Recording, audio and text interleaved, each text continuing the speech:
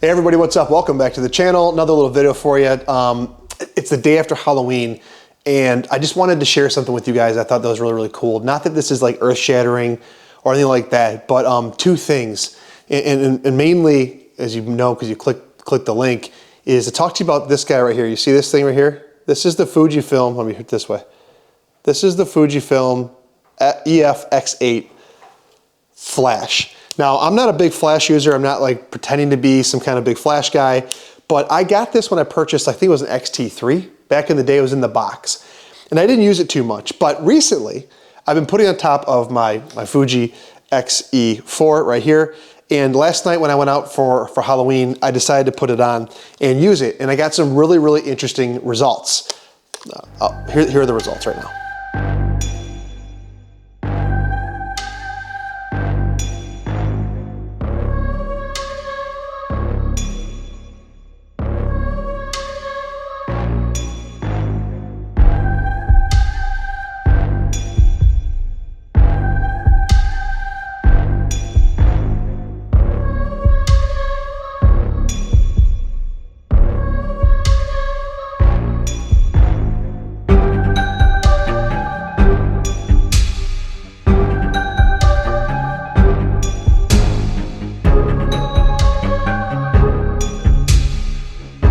Now the cool thing is that those are all straight out of camera JPEGs that I didn't have to do any post-processing.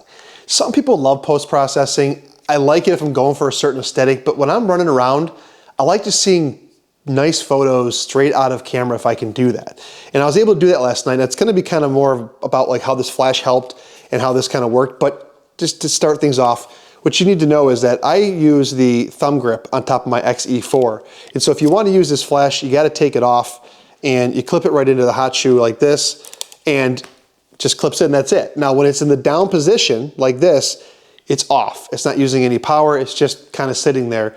And with an XE4 type body where the viewfinder is not behind the thing, it's off to the side, it's not in your way at all. But as soon as you turn on the camera and you flip it up, it is now ready to go. And I have mine set up as TTL. In fact, let me see if I can pull this up for you guys right here. Yeah, check this out right here. I have it set up as TTL, so through the lens, -2/3. And the reason why I set it up like that is because when I put it on full power, it almost got that super hyper white, bright, over flashed look to it. So I have it set up as -2/3, and I'm finding when I do that, I get the best combination of like brightening the scene up, but not the hyper white face. And all you do is just focus on something like this and boom, take the picture. And that's it, you're on, it's good.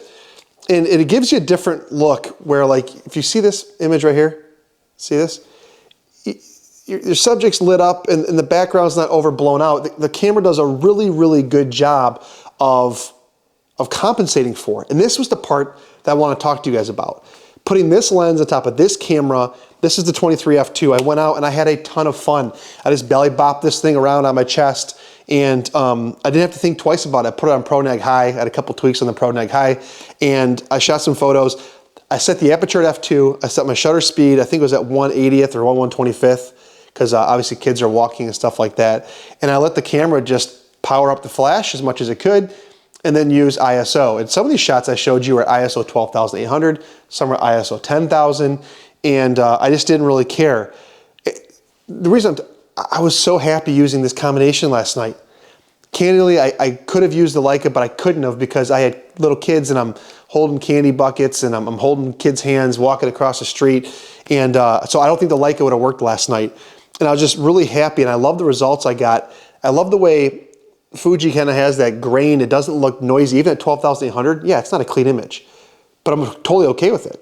I'll totally send those. They look fantastic. And the colors look great too. Now I did edit a few, so I took a couple of photos you already seen. I edited them in Capture One. I've made them as black and whites. If you follow me on Vero, you would have seen these. I'll put them up right now as I'm talking to you, but I really, really love it. And in fact, I thought about, well, could I have done this same thing on my Sony? And the answer is, of course, yes, the Sony is very capable of it. But I don't think I would have had the same out-of-camera output that I would have been happy with, the same size that I got here. And so all to say is I'm conflicted, guys. The Sony has its place. I love it. Obviously, for this video, it works perfectly.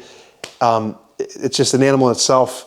The Leica has its place because it's like this premium camera, but it's not really practical, but it's fun to shoot. And then you have this thing, it kind of does it all. And yeah, I'm still really conflicted on how to dwindle this kit of 3 cameras down into 1 or 2. But I wanted to share with you guys, if you have this little EF-X8 flash that came with your camera, do not underestimate it. I love it. And when you're going to low light situations, it just has a really like, you know, classic film look, kind of that old Polaroid flash look if you want.